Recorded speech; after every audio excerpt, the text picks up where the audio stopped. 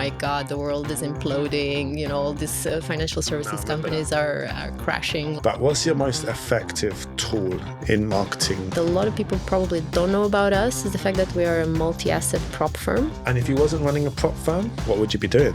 We can have some fun, right? And we can be innovative on how we build products. If there's any young ladies out there, you know, what message would you give? Work, and then some more work. And what's one habit that has changed your life? Very loaded question. I don't like to give you easy ones. Yeah.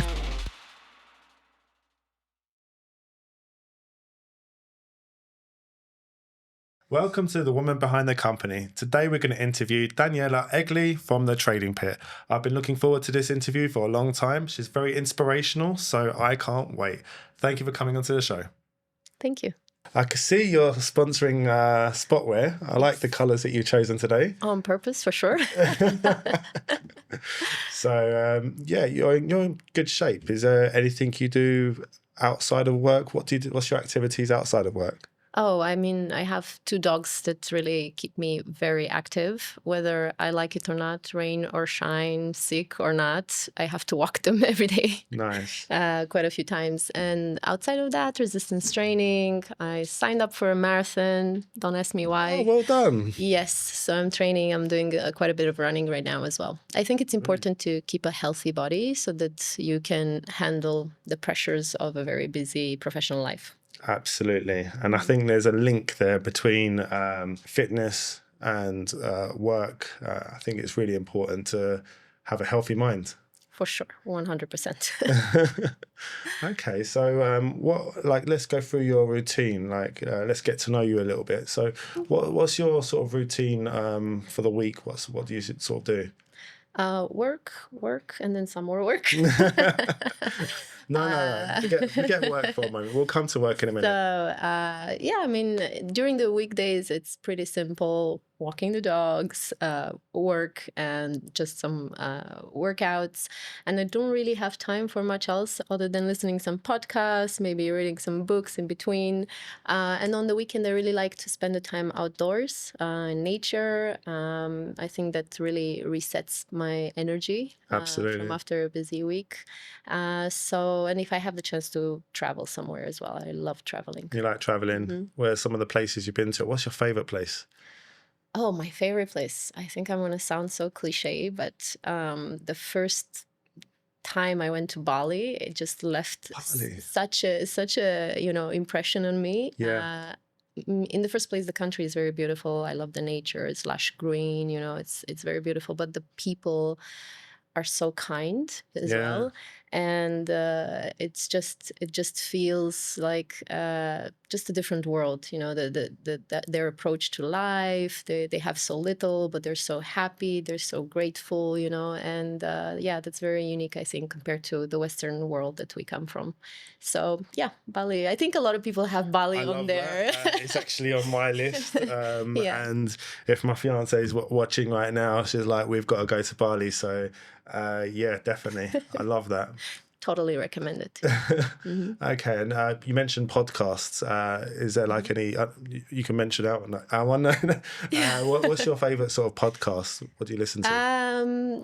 My favorite of all time is definitely Diary of a CEO. I think the diversity of the topics that and the guests, the quality of the guests, and of course Stephen Bartlett is great at asking really great questions to get the most out of the conversations. So you can listen there to a wide range of topics from business, obviously CEOs, to actors, to wellness and lifestyle and stuff like that. So it's really great show. I really love listening to that. The other one that I really like is how I built this. So that's quite interesting to listen to entrepreneurs. I've not watched that one. Yeah, it's quite interesting to listening to entrepreneurs, how they built and the things they went through in order to build their companies. Yeah. So 2 of the shows I listened to with the founder of Replit and Whoop. Oh, yeah. Big fan of Whoop. Yeah. So I got the second appreciation for Whoop after listening to the conversation with the founder, where you could see that he had a vision from the beginning, and he had such a tough time building the company. But he was so resilient, and he was so focused, and just impressive. Very, very impressive. Absolutely genius. You know, so many people are like, they'll ask you, what is that? And then you kind of sell it by saying what it is, which is really amazing. But I guess you're using that with regards to training for the marathon, right? I wake up in the morning to know how I feel. I ask my Whoop. So yeah, it provides a range of metrics, you know, similar to Ura, I think. But I think, if I'm not mistaken, Ura is much more focused on sleep. With Whoop, you have sleep, but it calculates the recovery, so it can tell you based on certain metrics whether you're prepared to take on some physical challenges and at what level, and it recommends what kind of activities you should do. So yeah, it's quite cool, and the level of analytics that you have there is just mind-blowing. Yeah. Sometimes it can be overwhelming if you're trying to like look at everything. So, and the other cool thing now is about longevity. So with the newest version, they are looking and they are calculating your Whoop age compared to your actual chronological age. And based on the activities and your lifestyle, it can tell you if you're aging faster than your actual age or not. So I want to report that I'm aging much slower. So I can hear a whole lot of marketing techniques by Whoop there. That's absolutely brilliant. Genius. So it's a great little device. So here's a question. You mentioned about marathon. Like, have you done anything else before? Have you done like a half marathon? Or have you done a 5 kilometer run before? I have indeed. I've done many times 5K. 5K, I think it's quite easy, but I've done half marathons a couple of times before, but quite a few years back. And I remember that I was suffering a lot doing it, and I was cursing myself. And while I was running, why am I doing this? Yeah, I'm never going to do that again. Why am I doing this, you know? And also telling myself, like, people who do full marathons are crazy. You know, I will never do a full marathon. Here we are today. Fast forward to today. Why not? You know, let's just say I love a challenge. And whenever I tell myself I will never do something because it feels hard or, you know, unachievable, at some point I will put myself in a situation where I will attempt to do it just because I want to see if I can. So what's your personal accomplishment? Like, you know, something that you've achieved, forgetting about work, we haven't got there yet, but outside of work, what's a personal accomplishment that, you know, that's happened? It's hard to tell a different one other than related to work, because I am so driven. Go for it. It's work's a big part of your life. Yeah, exactly. My work has been a big part of my life, and you know, I've always prioritized it pretty much above anything else. So I would say, in terms of work, obviously, you know, being at this point in my career of managing a very, you know, successful firm, having grown through different, let's say, positions, you know, from the very first one, which was I was personal assistant to the then director many years back, to being the CEO of a company. I think it's probably one of my biggest achievements. Yeah. And that is something to be, you know, really proud of. So I am. Huge testament. That's amazing. So you sort of touched upon it. So starting from the beginning, and I want to go right back to where you like first studied, you know, let's go back to what did you study out of interest? Well, then I'll give out where I am from. Yeah, that's what I wanted to know. You're gonna have to let us know. I've studied communication and public relations in Romania. This is where I'm from. So I studied communication and public relations. I was supposed to work in marketing or advertising, but what I knew back then was that I didn't want to stay in Romania. The only vision I had was that I don't want to stay in Romania. So I didn't have a vision of where specifically I should be. So wherever I landed, which was in the end in Cyprus, just because my father was here at that time. So you went from Romania to Cyprus? To Cyprus, yeah. Okay. I came for the summer, and then I found a job, and then just got stuck here.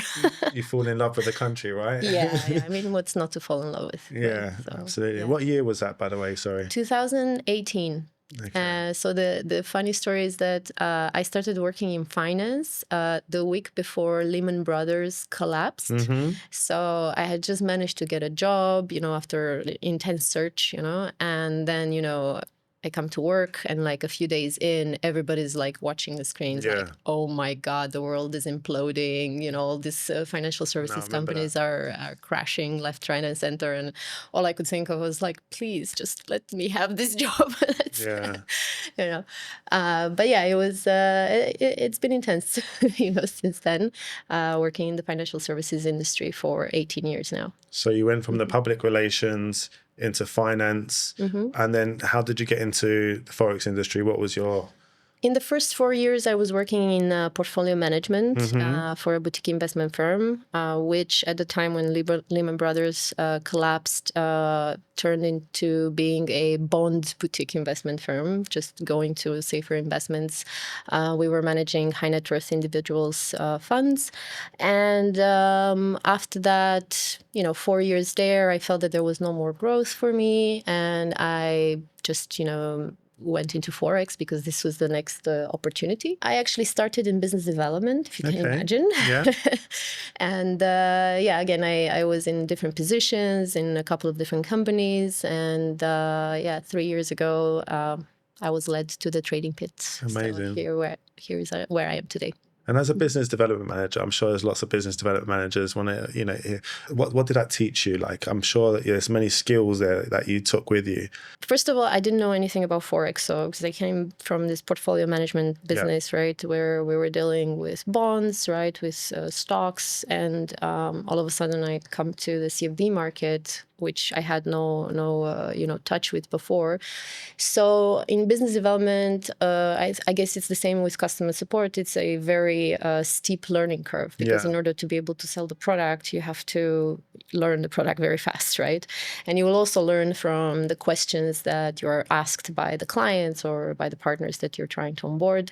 So I would say that, it was a very steep learning curve in the CFD business. Of course, you have to learn to build a very thick skin because you're going to get no very many times, So you have to have that resilience to go over that. Don't take it personally. Understand that this is business and move on and continue being motivated to continue and striving forward. So it's an interesting role, and it taught me a lot. Yeah. Nice. Okay. So being a young woman, I would say there's not too many women C-levels out there, unfortunately. What was it first like, coming into this role as a woman? And then secondly, what is it like being a woman in this industry? Because I came from a different industry, and when I first came into this industry, I was like taken back. There wasn't too many women in higher positions where I was used to, coming from banking, I was used to a lot of women being up there. So what was it like for you?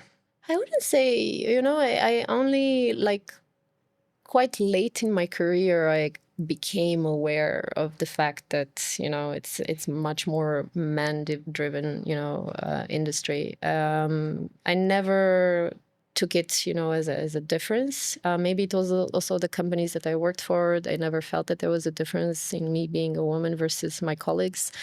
Was there any challenges, though? For example, your voice not being heard or anything like that? I've never felt it because I'm quite vocal. I know you, so I know what you're like. That's good. No, That's really good. I think it's because I've always, I've always spoken up, and again, maybe I was lucky working in companies where I was listened to, or maybe I wasn't self-aware enough to understand that. But yeah, I never felt like this. Of course, there were some, for example, you go to expos, sometimes I would be the only woman in a room full of men, so then you can feel it, then you can see it, right? I've had moments where I've interviewed candidates, right? And I'm the hiring manager. I'm interviewing the candidate, a man, and I'm together with a colleague male colleague as well, but I'm leading the interview, right? And I'm asking the questions, And and they're the looking that candidate, way. you know, I almost want to do like here. Hello, I'm here. Yeah, exactly. So I've had a couple of instances like this, but in the end, to me, it's hilarious, right? Yeah. I don't feel like I'm bogged down by it. And again, I've been quite lucky to be in situations where it wasn't a big factor to my progress, or yeah. I think you're a really good role model, and I think there's a message there to be taken for any aspiring young women looking to get into the industry or looking to go up in the ranks. I think that's really good to have. So that's brilliant. And what message, if there's any young ladies out there, who are watching today, what message would you give? Like, what advice would you give them? One thing that I now in later in my career I understand and I appreciate, and I think it would have been great in my younger years, is to have sought out a mentor that could have guided me through tough times, or who could have guided me more in my growth. I think I learned a lot of things by doing, and at times it was very tough, right? Yeah. Because you fail, or you feel bad about taking some wrong decisions, or you constantly question yourself: could I have done this differently or not? So I think when I hear people that have mentors and they have someone to lean into with questions and advice, I think that's great. And I think that if young women or men have the possibility to find a mentor, that would be great for them. I really like that. Yeah. So that's great. Find a mentor is the message from Daniela. That's great. So early challenges. Let's go back into your working career. Even starting with the trading pit. What was the early challenges that you had to face and you had to deal with, and you overcame? As early, or just the trading pit? Because well, in the earlier days, I think in the very early days, so when I just got my first role in finance, the most challenging thing was that everything was a foreign language to me, because I could not understand a word of any financial related stuff. Because, as I said, I came from from a language school, then Yeah. from communication and public relations, so a very, very different world, right? And then you get into this space where, I was one of the tasks, I remember that one of the tasks that I was given was to read financial news and summarize so that we can put it in a newsletter, right? Oh God, I would start reading the financial news, and I would have to write down words that I couldn't understand. It's like because another the language. terminology was so different, and I didn't really understand anything. So that was a process. That was a very interesting process. And again, I set myself a goal, every day I will read this. Even if I don't understand it, I'll just read it. And because I will hear these words often, I will start adopting them and incorporating them. So in time, it became easier, But yeah, that was quite challenging. And then I went to sales, as I told you, when I started in Forex, and that was tough as well, because I am the person that is very open, very transparent, and very direct. I am. It's very hard for me to be all fluffy pink messages to So I was very direct. If someone asked me, "Is your product good or bad?" I would be like, "Yeah, it's okay." Yeah. Is that for CFD brokerage or? Yeah. Okay. So I found it a bit difficult to be a bit more salesy, right? So yeah. Then surprisingly, I went to compliance, by the way. So, oh wow! What so yeah, a journey. I went through many different roles, right? In finance. So I went to front end, I went to back end of the business. So I guess this is the skills you need going into becoming a CEO of a company. Understanding the different sections of a company has given you the backbone to understanding everything, building right? up on this. Yes, yeah, I do think so. I do think that one of my strengths is having had this experience of working in these different roles, sales, customer support, back office, compliance, right? Operations. And I understand, I see the different parts of the business, how they connect to each other, how important are, all of them are important, right, for the business. And I tend to not be biased more towards one or the other, because that's my comfortable space, because I know it, because I know, all of them pretty much. It's easier for me to see how the dots connect, so yeah. Coming into the trading pit, I think at the beginning, the challenge was really operating in an industry that nobody knows what we do, because 3 years ago when we started, prop firms were not really early. It was very early days, right? And of course there were like some of the old players, but nobody really knew what prop firms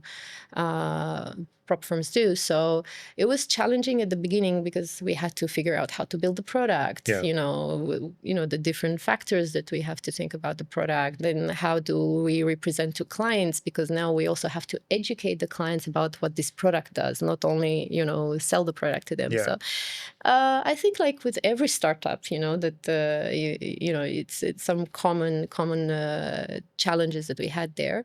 And in the end, aligning our growth with sustainability, because, in this industry, especially in the last 3 years, a prop firm can grow very fast, right? But sustainability is a question, right? So these were some challenges that we've been dealing with, but it's been fun. I think we've done pretty well till now. So. You have. Yeah. So going from a brokerage to prop with the different, layout, what is that like? More fun. Obviously, coming from a brokerage space where, so I've worked only in regulated brokerages, and I worked in compliance. One of my biggest roles and longest roles was to lead the compliance for a few brokerages. And it's very restrictive, right? You can't do a lot of things, or let's put it the other way. There's very few things that you can do to be innovative or creative, right? Or to communicate in a certain way with your clients. Everything is regulated, everything's restricted, everything's reported, everything's, so coming into a space where right now we don't have regulation, we do expect that at some point it will come. Imminent, you feel a bit of this freedom, like, wow, we can be more creative now. Our ads can look better. We can have some fun, right? And we can be innovative on how we build the products, and we're not stopped by the things that we cannot do. So yeah. What's the marketing like in prop? So how do you market with regards to prop? I think pretty similar to brokerages. It's just that brokerages have a lot of restrictions on Google ads and stuff like that, because you can't use certain terminology. You have to have licenses and stuff like that. So we don't have that restriction. So that's great. So we can do a lot of Google Meta ads. We don't have to put all these disclaimers, warnings. Of course we do. We have some warnings as well. And I guess you do lots of on the ground marketing as well, like hitting the communities direct. I know you've got your Telegram group. I follow that. Okay, great. and that's really interesting. That's really good. There's lots of good stuff on that. So I'm guessing you do lots of groundwork. We have a Discord community as well, which is very strong. So that's a way to connect directly with our community, and for the community to talk to us and ask us questions or ask each other questions. We do some private events where we invite some affiliates or some traders, and we've had a couple of those events in the past. But I would say that most of our marketing, the bulk of it, is online, I would say, and through partners and affiliates. And what's the most effective? If I was to ask you, you don't have to give me your secrets, but what's your most effective tool in marketing to obtain business? I would say ads. Yeah. Google ads, Meta ads. It's funny. And another big factor, of course, is our partners. We have very solid partners like trading academies and so on. Okay. And if I was to ask you your leadership style, what would your leadership style be?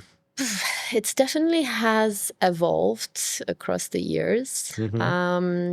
I would say that it's quite direct and quite transparent. Again, I'm like the kind of person that doesn't like to beat around the bush. So, like to say things as they are. And yeah, I would say direct and transparent.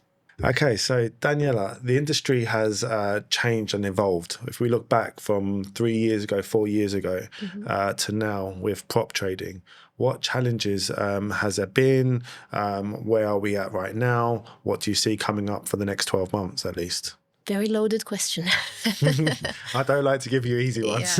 So, okay, let's start with the beginning. What has it happened in the last 3 years? We've seen a lot of growth. I mean, in this sense, a lot of new companies coming into the space, a lot of innovation, a lot of a whole infrastructure and ecosystem being built around this industry, right? A lot of technology providers setting up in order to support these businesses and all sorts of different type of technologies, So yeah, it's, there have also been some regulatory nips here and there. We know about my Forex funds, for example. And so it's been I would say, quite a wild ride in terms of the industry growth, the competition, right?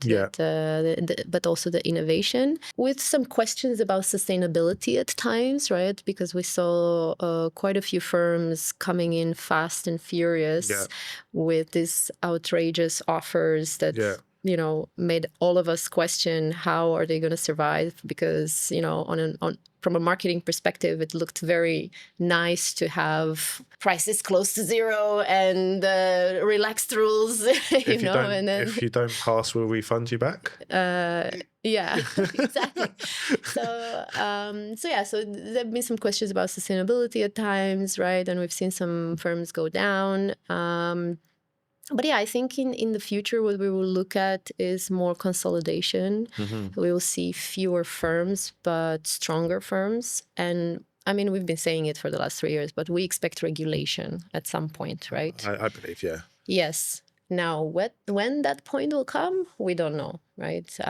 It's going to be very interesting to see when and how it will come. But yeah, I believe that this is where the industry is going, where we will have fewer firms, but stronger firms, firms that will be regulated, and also probably that will offer a range of services, not just prop for funded traders accounts, but probably they'll offer education and they'll offer brokerage services, maybe investments, so more comprehensive and diverse. I think the industry is absolutely amazing, like how it's evolved and how it's changed. And there's so many, even fintech companies or technology providers and who are innovating and coming up with some really cool concepts. And I still really believe that we're at the infancy of the industry. So, the other day I saw a concept of mixing betting and prop trading. That was an interesting one. There's some really amazing themes that I'm seeing from prop trading. So, what I just was saying earlier, as long as the regulation doesn't come in just now, I think we're going to see a lot of this innovation, a lot of trying different models, a lot of testing. So it's going to be interesting. I think it's fun, it is fun because you get to experiment with a lot of things and you get to be creative, right? So, yeah. All right. So how do you deal with the balance? And this is probably every CEO wants to know this as well. How do you deal with the balance of, this really busy work and, life balance? And how do you deal with dealing with work matters and in your personal life? How do you deal with that? How do you find time for yourself? I think balance, some years back, I was really trying to find that place where it's all very well neatly balanced at all times, I learned that that's quite impossible, right? And I think nowadays what I think more of balance is more like a rhythm, where there will be periods where, the focus will be a lot on work with, longer hours and stuff like that. And then other periods where it will be cooling down on that side and you can spend more time on, personal or activities and stuff like that. So yeah, I see balance more as a rhythm. And of course, when it comes to making sure that you don't burn out and, you work, but you don't burn out, As I said, 2 dogs that keep me grounded. They will definitely make me leave the office at some point because I need to go walk them. It's nice. It's nice to have Yeah. an animal. I think it's Yeah. good. Yeah, it's great. I mean, and it really gets you out of the house. Yeah. And of course in the nature as well. I love hiking anyway, but having dogs is so much more pleasurable because you see how happy they are, you know, just being free in nature. So yeah, I try to do more of that. And at times when I feel very stressed, I will deliberately close off everything related to work just to spend an hour or two like completely disconnected from that so that I can come back refreshed. So you have your own time for yourself. Yeah. So you're not so regimented with regards to like, you know, between this hour and this hour I do this, between this hour and this hour I do this, and then between this hour and this hour I switch off my phone and you can't get hold of me. I mean, I work 9 to 6 minimum, right? Yeah. So 9 to be at work and minimum 6, you know, to be in the office. So definitely a lot of my, like, for example, I like to do my activities, like sports activities in the morning, because if I do stay late in the office, then I will never end up doing them, right? And if I plan to do them in the evening. So I prefer to do them in the morning and then, in the evening, just take it easy. And so from 7, 8 in the evening, Picking your brains now. So if there was an aspiring person who wants to open up their own prop firm, or if they've got a CFD brokerage and they're going to open up a prop firm, what advice would you give? Like what are the challenges like you have to deal with? You know, what advice could you give to help them? So these are two different persons, I think. I think the person that comes into the space without the knowledge of the brokerage, maybe there's pros and cons to that, right? Because I myself am a person that comes from brokerage, and I find myself sometimes comparing or expecting certain things in prop because they were happening in brokerage. Yep. And then I have to remind myself, but the model is different, right? Or, you know, so for the brokerage person, they have to understand that prop firms don't operate the same like brokers. Yeah. The risks are different. This is very important. You know, economics of the model is very different as well. So definitely they have to understand the business very well. So probably my main advice is speak to as many people as possible, learn exactly how the model works, learn as much as you can about the risk that comes with prop firms, because a lot of prop firms think, or new prop firms think that, oh, it's easy, it's just a marketing thing, you know, we're going to put a website, you know, sell some challenges and that's it, right? But 2 to 3 months later, when you get this lag of the risk materializing, they'll find out the hard way that this is very much a risk business. Risk management is so important. It's very important, right? It will make or break the company. So so that's the most important advice. They need to know the model inside out, especially the risks that come with it, and be ready to manage it. Yeah. Okay, Daniela. So, what makes Trading Pit different from the rest? First of all, it's our founder, our management. So me and our founder, Ilimar, who's also a co-founder of Tickmill, one of the biggest brokers in Cyprus. Yes.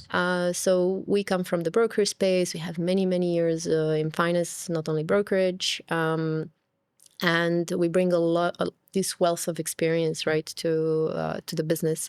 The second most important thing that a lot of people probably don't know about us is the fact that we are a multi-asset prop firm.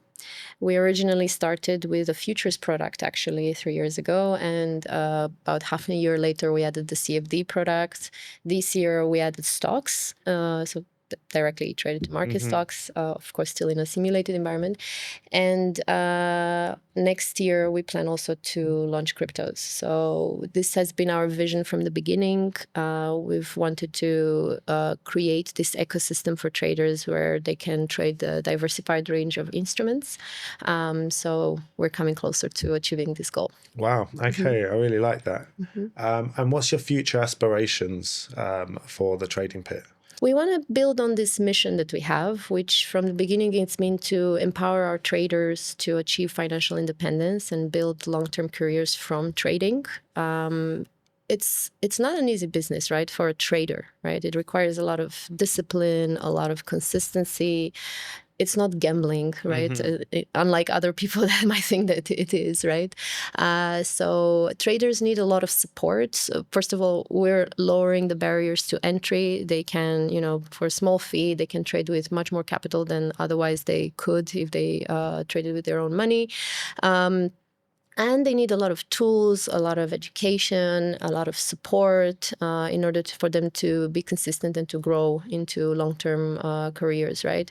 And this is the mission that we have, and this is what we're building on. So we're going to continue adding tools, support for them in various ways, and even other types of financial services for those that maybe don't feel like they have the skills. They've tried, but they don't have the skills to keep this as a long-term career. We will probably do some sort of investments and brokerage business. So we have quite a few plans in this way to build this whole ecosystem for them to be able to do whatever they think they can do.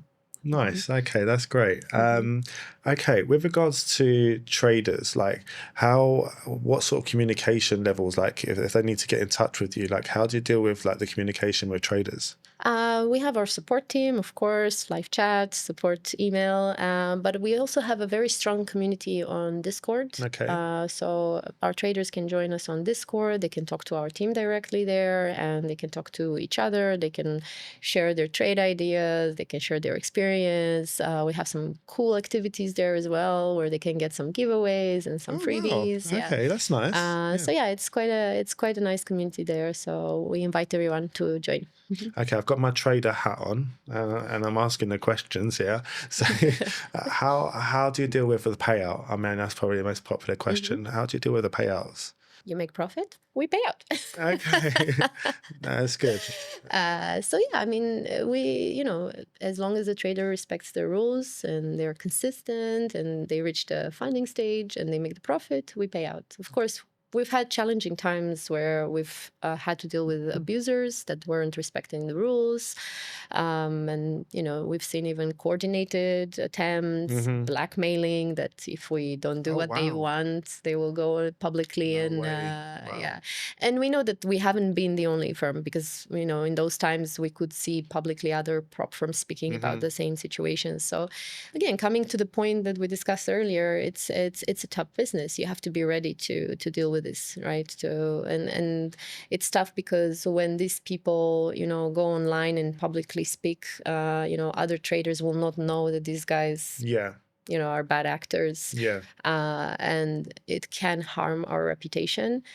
But that's as much as we can do. We'll stay true to who we are, and most of our traders get paid out, and we are all about that. We want the traders to be successful with us as long as they are trading legitimately with us. So yeah, you're a professional company, and you, like you said, you've got the Tick Mill, CFD brokerage, and trading pit. So people know the people behind the company, especially after this episode, they know the lady behind the company.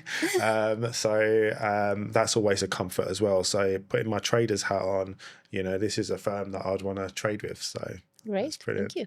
Sign me up. See you on our platform. Okay, so for someone who's looking to join the trading pit, what is one important quality that you look for? I think for me, it's very important growth mindset. We want people who are curious, who want to learn, who want to grow, and who are not afraid to try new things. So definitely that's, and there are a few others like proactivity, initiative. Being on time, this standard, right? It's standard, but it's more towards attitudes, right? We want certain attitudes that will help us build together. So we want people that can come up with ideas, that want to, when they see a problem, they want to go fix it, and they see something not working well, they want to improve it, and they will bring it up. So let's do something different here. So these are, I would say, these three qualities: proactivity, initiative, and growth mindset are very important. Okay, so if you're looking to work for Daniela or for the trading pit, then be curious. Curious, proactive, and not reactive. Not reactive. Exactly. Okay, so Daniela, we're going to go to the quickfire questions now. This is 10 questions. I just want a quick answer. Ready? Okay. Are you sure? Yeah, let's do it. Okay. Coffee or tea? Both in different times, but mostly coffee, to be honest. I think you're like me. I think that's the answer I would give as well. So Yes. coffee in the morning, tea in the I would afternoon. say coffee all the time, tea also in the winter. Ah, okay, yeah. Tea in the winter, yeah, Yeah, especially yeah, when I was in yeah. England. Yeah, a good old Yeah. tea. Okay, what's your favorite movie? Um, it's going to be funny probably for people to know that I love Avatar. Avatar, really? Yeah, is the I wasn't is expecting the that. only movie that I actually watched 3 times. It's for me, it's like once I watch a movie, I'm like, I'm Yeah, done. I don't want to see it again. But with Avatar, actually, I've watched it 3 times, and the main thing that I loved about it, I just felt like I was carried away in this very different world, right? And I just was so impressed about the creativity of creating these characters and this different planet, with all these different plants, and yeah. it's just beautiful, right? I don't want to admit this So on camera, but I feel like I haven't watched it. no. So it's something I should watch. Exactly. Now it's your cue to watch it. Okay, so what's your favorite book, and what book would you recommend? Not sure if it's my favorite, but I would definitely recommend The Psychology of Money. Um, uh, I think it's Howard Housel or Hmm. Robert Housel. I think it's an interesting book to read to get to know yourself in relation to money. And then from that to understand how you earn money, how you invest it, why you take certain decisions about money, around money. So I think it's a very good book I to. read that one as well. Mm. Understanding money, so Yeah, it's yeah, kind of important, right? exactly. So Okay, what's one lesson you abide by, something that you do that you'd recommend maybe to others? one lesson. I think clarity over intensity. So, to be clear on the goal before you start running. I think in my young years, I was more about being intense rather than having a clear vision. So I think that's probably one of the most important lessons. So having a goal and Yes, having a vision, and then going out and just do it, like Nike, exactly, like exactly. just do it. Yeah, yeah. Okay, I like that. Ethereum or XRP? I know you guys are getting into crypto, so this is one for the Yeah. future. Ethereum or XRP? Oh, I'm I'm more of a Bitcoin kind of girl, but Ah, okay, playing it safe a little bit, yeah, exactly. yeah. But if I was to choose between them, I probably would go for Ethereum because it has some other utilities, right? Yeah, So yeah, probably Ethereum. interesting. Hmm. I think you can tell a lot about a person through which crypto they choose. So Mm. that's quite an interesting one. Okay, a mindset quote that you believe in. I don't know if it's necessarily a mindset, but it's kind of like a mantra yeah, it's from the Royal Marines Oh Commandos in yeah, the UK. yeah. So the 7 P's: prior planning and preparation prevents peace poor performance. And rewind that back if you didn't get it the first time. You'll have to Basically, the send me that essence after. of it is very similar to planning. Planning Yeah, is very important. Think about all the steps that you want to take in yeah. order to achieve your goal, in order to make sure that you are getting in the right direction. So I guess it's just I have it on my desktop, by the way, Oh really? sticky Yeah. note with. Anyone knows me in the office, I've got like little quotes around my desk as well. So yeah, I'm the same. And if you wasn't running a prop firm, what would you be doing? If I wasn't in the finance space at all, I would probably do something around health and wellness, longevity, something related to that. We spoke at the beginning that I think that mind and body are very much connected. You should have, healthy body to have a healthy mind, and the other way around, by the way, Yeah, because we can have a unhealthy mind, and that will also have an impact on our physical health. And I believe in reaching full potential, and with this, I think that you have to work on all planes, right? Again, spiritual, mind, body, hmm, and I think I would love to do something in this space I to like help that. people Yeah, reach their full potential. to help people. Okay, that's great. Hmm. Okay, and what's your guilty pleasure? So, is it like Chocolate. Oh. I think probably you're gonna get that as the most common answer. Guilty pleasure, I think, is really spending time with my dogs, and then spontaneous traveling with my partner. And what's one word a team member would describe about you? How would they describe you in one word? Oof, that's an interesting one. I should ask them. No, Ask. I don't know if I'm ready for the answers, by the way. So one word only. Maybe driven. Yeah. Driven. That's a Yeah. good one. Yeah. I like that. And what's one habit that has changed your life? Reading a lot of books on psychology and mindset and things like that. It really helped me get to know myself much better. Amazing. Mhm. Okay, so I'm going to ask you, this is not a quick fire one. This is going to be an extended question. Mhm. Okay, you're on a 10-hour flight. How long is it to Bali? About 12, I think. 12. Yeah. All right, you're on a 12-hour flight and you can choose anyone in all of time, present or past, to sit next to you, either side of you. Who would they be? I think one would be Stephen Bartlett. Ah, yes. Okay. So you like being questioned, right? Yes, exactly. Stephen Bartlett on one side and maybe Brené Brown on the other side. Nice. So yeah, I think Stephen, it's more about the questions that I would ask him. I think he's quite good in business, I like his approach also to culture, the way he talks about company culture and building a team.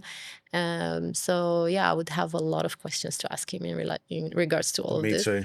And and Brené Brown, obviously, she's done monumental work in terms of self-awareness and getting to know yourself, and again, a lot of stuff to discuss there to help me in business and in life. Yeah. That's brilliant. Daniela, it's been absolutely fantastic interviewing you. It's been absolutely a pleasure. I think you're super inspiring to many people out there.